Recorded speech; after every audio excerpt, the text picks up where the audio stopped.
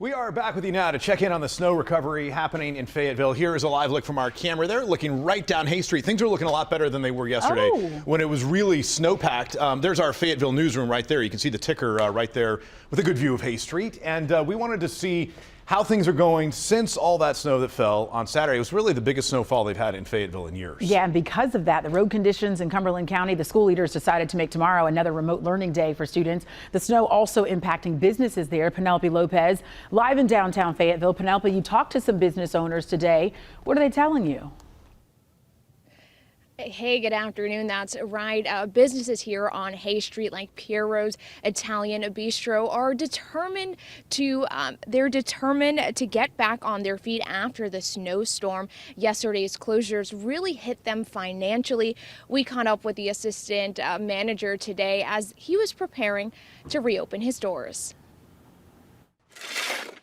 You could hear shovels scraping outside of Piero's Italian Bistro on Monday morning. We want to get open as fast as possible. Assistant manager Joe Velasquez says they braved the snow on Saturday, but by Sunday, the storm forced them to close. To catch up, they've been working with only 4 employees instead of their usual 12. Staying closed is difficult, knowing that, we have employees to pay, we have, all of our bills that we have to take care of. For 21 years, Piero's Italian Bistro on Hay Street has served up traditional Italian favorites like pasta and pizza.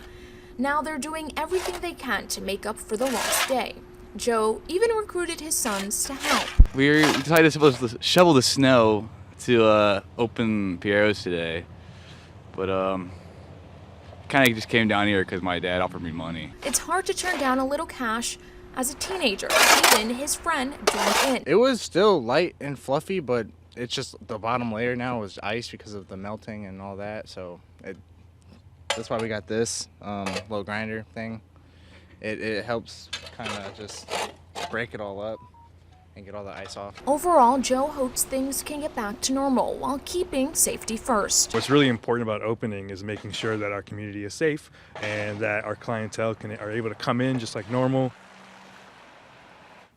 And Joe says their planned reopening at 4 p.m. is already 5 hours after their normal schedule. As for his kids, the ones you saw there shoveling, they're just excited to get that money that they were promised and get a hot meal.